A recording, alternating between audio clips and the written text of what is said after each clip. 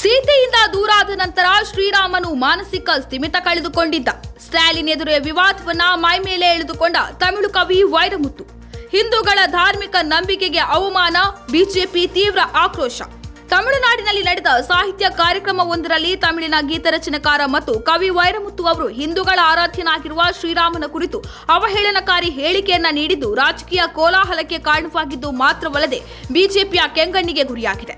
ಸನಾತನ ಧರ್ಮದ ನಿರ್ಮೂಲನೆಗೆ ಪಣ ತೊಟ್ಟಿರುವ ತಮಿಳುನಾಡು ಮುಖ್ಯಮಂತ್ರಿ ಎಂಕೆ ಸ್ಟಾಲಿನ್ ಕೂಡ ಹಾಜರಿದ್ದ ಈ ಕಾರ್ಯಕ್ರಮದಲ್ಲಿ ರಾಮಾಯಣ ಮಹಾಕಾವ್ಯದ ತಮಿಳು ಆವೃತ್ತಿ ಬರೆದ ಮಧ್ಯಕಾಲೀನ ತಮಿಳು ಕವಿ ಕಂಬಾರ ಅವರ ಹೆಸರಿನ ಪ್ರಶಸ್ತಿಯನ್ನು ಸ್ವೀಕರಿಸಿ ಮಾತನಾಡಿದ ವೈರಮುತ್ತು, ಸ್ಟಾಲಿನ್ ಅವರ ಮುಂದೆಯೇ ಶ್ರೀರಾಮನು ತನ್ನ ಪತ್ನಿ ಸೀತಾದೇವಿಯಿಂದ ಬೇರ್ಪಟ್ಟ ನಂತರ ತನ್ನ ಮಾನಸಿಕ ಸ್ಥಿಮಿತ ಕಳೆದುಕೊಂಡಿದ್ದ. ಸೀತೆಯಿಂದ ಬೇರ್ಪಟ್ಟ ನಂತರ ತಾನು ಏನು ಮಾಡುತ್ತಿದ್ದೇನೆಂದು ತಿಳಿಯದ ಮಟ್ಟಿಗೆ ಮಾನಸಿಕ ಸ್ಥಿಮಿತ ಕಳೆದುಕೊಂಡಿದ್ದ. ಐಪಿಸಿ ಭಾರತೀಯ ದಂಡ ಸಂಹಿತೆ ಸೆಕ್ಷನ್ 84ರ ಅಡಿಯಲ್ಲಿ ಮಾನಸಿಕ ಅಸ್ವಸ್ಥತೆ ಇರುವ ವ್ಯಕ್ತಿಯು ಮಾಡಿದ ಕೃತ್ಯವೂ ಅಪರಾಧವಾಗುವುದಿಲ್ಲ.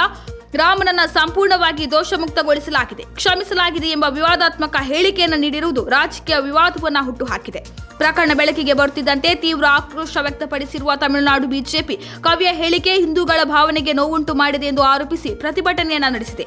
ಪವಿತ್ರ ಹಿಂದೂ ದೇವತೆಗಳನ್ನು ಅಪಮಾನಿಸುವ ಕೆಲಸವನ್ನ ವೈರಮುತ್ತು ಅವರು ಮಾಡುತ್ತಿದ್ದಾರೆ. ಈಗ ರಾಮನನ್ನ ಮಾನಸಿಕವಾಗಿ ಅಸ್ಥಿರ ಎಂದು ನಾಲಿಗೆ ಹರಿಯಬಿಟ್ಟಿದ್ದಾರೆ ಎಂದು ಬಿಜೆಪಿ ನಾಯಕ ಸಿಆರ್ ಕೇಶವನ್ ಟೀಕಾ ಪ್ರಹಾರವನ್ನು ನಡೆಸಿದ್ದಾರೆ. ಒಟ್ಟಿನಲ್ಲಿ ತಮ್ಮ ರಾಜಕೀಯ ಲಾಭಕ್ಕಾಗಿ ಹಿಂದೂಗಳ ನಂಬಿಕೆಗೆ ಪದೇ ಪದೇ ನೋವು ಮತ್ತು ಅವಮಾನವನ್ನ ಮಾಡುತ್ತಿರುವ ಪ್ರಕರಣಗಳು ಡಿಎಂಕೆ ನೇತೃತ್ವದ ತಮಿಳುನಾಡಿನಲ್ಲಿ ಹಲವು ಕಾರ್ಯಕ್ರಮಗಳ ವೇದಿಕೆಯಲ್ಲಿ ನಡೆಯುತ್ತಲೇ ಇದೆ.